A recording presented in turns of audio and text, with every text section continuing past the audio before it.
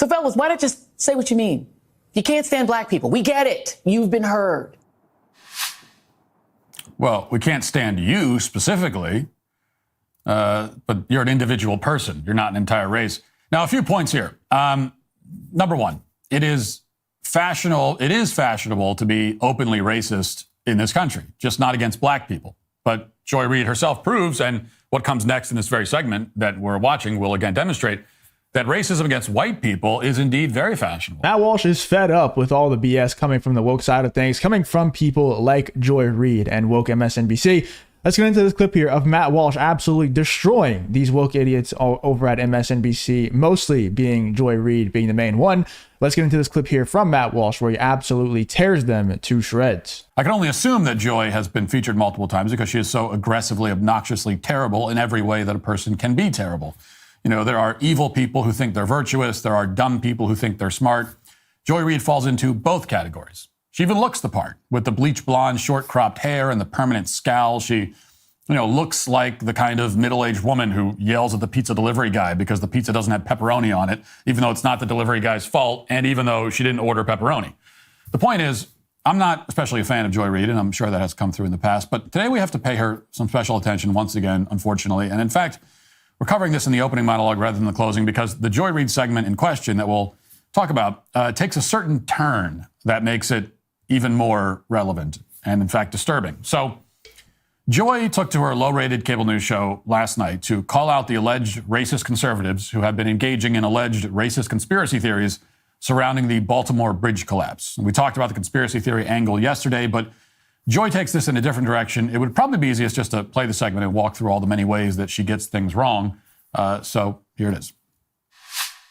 Shame on those people who want to make something out of this that isn't there. They have this boogeyman philosophy, and if it's black or brown, it's something that they've got a target on. Yeah. I just think that is just totally uncalled for at a time like this. That was Maryland Congressman Kwesi Mfume last night on this very show, talking about the rampant conspiracies being hawked by the right about Tuesday's tragic bridge collapse in Baltimore. It has been a grab bag of right-wing grievances, barely coded racism, and flat-out lies. Noted Jewish space lasers and QAnon conspiracist Marjorie Taylor Greene suggested the disaster was the result of an intentional attack, perhaps by the space lasers.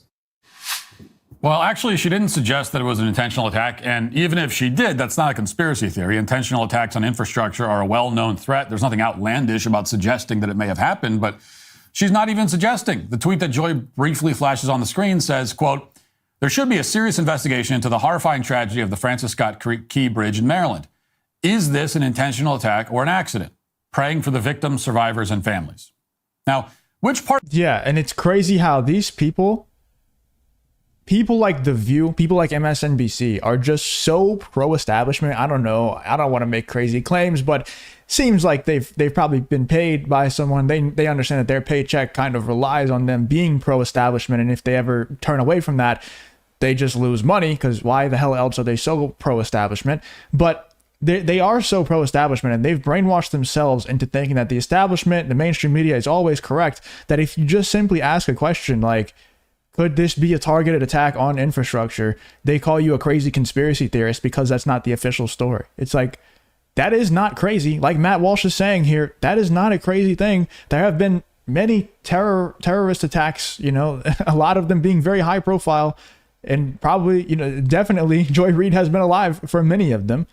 That's not an uncommon thing. Like Matt Walsh is saying, there's been a lot of forward plans of terrorist attacks on certain infrastructure. There's been a lot of successful, plots to attack infrastructure. This doesn't make you a crazy conspiracy theorist to think that it could be that. I don't understand. Joy Reid has been alive for many of them. Like I said, let's see what else Matt Walsh has to say about this woke idiot Joy Reid. Part of that tweet is conspiratorial or outlandish. In fact, I can't imagine a more measured and normal way to respond in a situation like this. Is Joy Reid suggesting that it's inappropriate to even wonder whether the incident was intentional? Well, that's odd, because the people investigating the crash also wondered about that.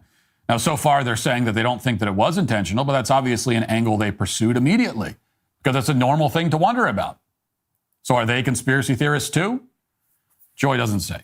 Whenever it's something so out of the norm like that, when a boat crashes into a bridge it knocks down the bridge or causes disaster. You know, it's so out of the norm that whenever something like that happens, when someone who is highly trained or should be highly trained to navigate the boat under the bridge, you know what I'm saying?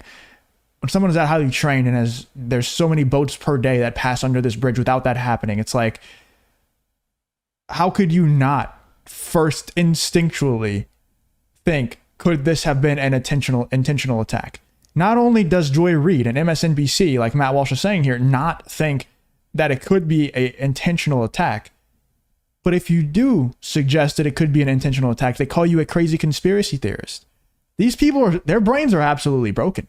Like, this is, every single time I do these videos every day, it's just, I'm getting fed more and more black pills, because there's certain people, 50% of this country have brainwashed themselves and been brainwashed by social media, by mainstream media, so much that this is their stances on things. Like, they're not even allowing themselves or people around them to even question stuff like this, because the mainstream media told them that they shouldn't. And if you do question it, you're a crazy conspiracy theorist. They immediately write you off as insane. You're a lunatic. These people are sick in the head. They're sick. Let's continue. But the most idiotic and racist theories had to do with their newest boogeyman: diversity, equity, and inclusion, DEI. A Republican congressional candidate in Florida tweeted that DEI did this. And a right-wing blue check account that's been boosted by Elon Musk in the past just blew straight past the dog whistling, tweeting to its 276,000 followers, quote, Baltimore's DEI mayor commenting on the collapsed Francis Scott Key Bridge. It's going to get so much worse. Prepare accordingly. The post included a clip of Baltimore's black mayor, Brandon Scott. I cannot believe I have to say this. Brandon Scott was elected with 70% of the vote in 2020 in a city that is 61% black. So by right-wing logic, a diversity hire would have been a white man, which of course is what they want. Only the white Christian men may have the things. And at this point, it's evident what they mean by DEI, right? Okay, it means black people. It's the reason the right complained about critical race theory. It's not fashionable to be openly racist anymore in America, unlike what they call the good old days. So referring to a black mayor as a DEI mayor gets the point across, right? So fellas, why not just say what you mean? You can't stand black people. We get it. You've been heard. Well, we can't stand you specifically, but you're an individual person. You're not an entire race. Now, a few points here. Number one, it is fashionable to be openly racist in this country, just not against black people. But Joy Reid herself proves, and what comes next in this very segment that we're watching will again demonstrate, that racism against white people is indeed very fashionable. And second, she's shown 100%. Matt Walsh is spot on right there. You look at just look at the people who have been canceled in Hollywood. It's just such an obvious example. When you look at all the people who have said anti-white stuff, I mean, you're going to be hard pressed to find a creator of a TV show currently, especially working for large studios. Like, go find me someone who is working on a Star Wars movie or TV show right now that hasn't said something that's anti-white in the past. You're not going to be able to find it. Go find me somebody who said something who wasn't even actually trying to be, like, you look at the Gina Carano situation. She is now looked at as like this racist, transphobic person when she's never once said anything racist or transphobic in her life. But she said something that slightly could have been twisted into that way, and she immediately gets fired. And there's so many other people who have been blackballed from Hollywood, who have been fired and absolutely shunned from Hollywood in general, who have not ever said anything blatantly racist, not ever said anything that's anti any other race, and they get shunned because their words got twisted a certain way. Because you could have might have thought that they said something that was a little bit racist. Maybe, just a little bit. But if somebody says something blatantly anti-white, they don't get fired. They don't get blackballed. They get promoted. That's what happens in Hollywood. And Matt Walsh is completely correct here about what he's saying about Joy Reid. Completely correct. It is fashionable to be racist in America, just towards white people, not towards any other race. Showing us tweets to prove whatever point she's trying to make. And as we've seen, the first tweet that she displayed from Marjorie Taylor Greene totally contradicted her point. She wants to demonstrate that conservatives in the main are being wildly conspiratorial about this. So she showed us a tweet where Marjorie Taylor Greene was completely measured and utterly reasonable. And next we see a tweet from some congressional candidate I've never heard of. And then we see one from an anonymous account called I am yes, you are no, with a cartoon profile photo. You know, that guy, that world famous conservative thinker named I am yes, you are no. You know, $20 barely gets you anything these days. You can't get a burger and fees. You can switch to spending for the past 30 years, except one has been black. They've also all been terrible, by the way, as the city has plunged into decades of crime, violence, and rampant drug use. But that's a topic for another day. But if you enjoy content like this, then make sure you leave a like and subscribe to the channel. It really does help me out a ton. Let's get back to the video. She is right that, you know, the joking nickname given to this guy by an anonymous cartoon Twitter account is not technically accurate. Now, as to the suggestion that DEI might have something to do with the bridge collapse itself, that may also not be accurate. We still don't know. We may never know for sure. There are many factors that played into this incident, factors that are still being investigated. And at this point, it's just not possible to say for sure whether or not DEI policies played a part somewhere along the line. But if people immediately speculate about the role of DEI in incidents like this, it's not because those people are so terrible. It's because DEI is so terrible. The fact remains that DEI policies have deliberately and systematically lowered standards across the board in virtually every industry, all in the name of making every industry less white. That is a fact. It has happened. It is happening. Joy Reid supports and promotes those policies. And now we are witnessing the collapse of competence across the country because of it. Now, that doesn't mean that every catastrophe is linked to this campaign of destruction in the name of diversity, but it does mean that it's perfectly reasonable to wonder whether any particular catastrophe is linked to it. Dude, Matt Walsh is so spot on here. Like, I've been so critical of the Daily Wire and Ben Shapiro and a little bit of Matt Walsh as well, but this is just so spot on. Like, these people, if you attack DEI and you say that you don't support DEI, they say, oh, you must be racist, you must hate black people. It's like, no, I don't. I hate DEI. It's completely different. It's an entirely different thing. It's not even close to the same thing.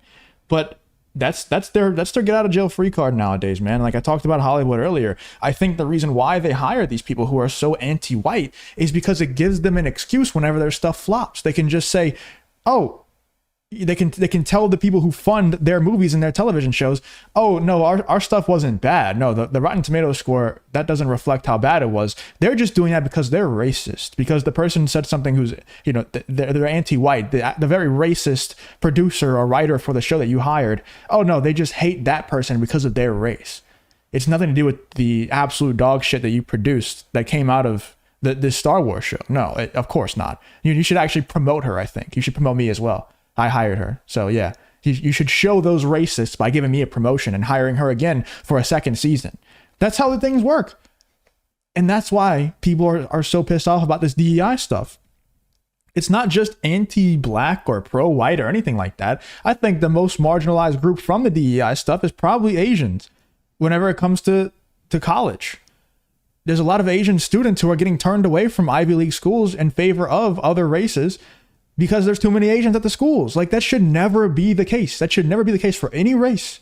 It should never be, you should never be turned away from anything on the basis of race. Just straight up, blanket statement. I'll just make a blanket statement. You shouldn't, like, and that's all people are saying who are anti-DEI. So in fact, it's, and you guys already know, like, I'm not saying anything that's new, but in fact, if you're anti-DEI, you are anti-racism. That's just facts. If you're pro-DEI, you are pro-racism.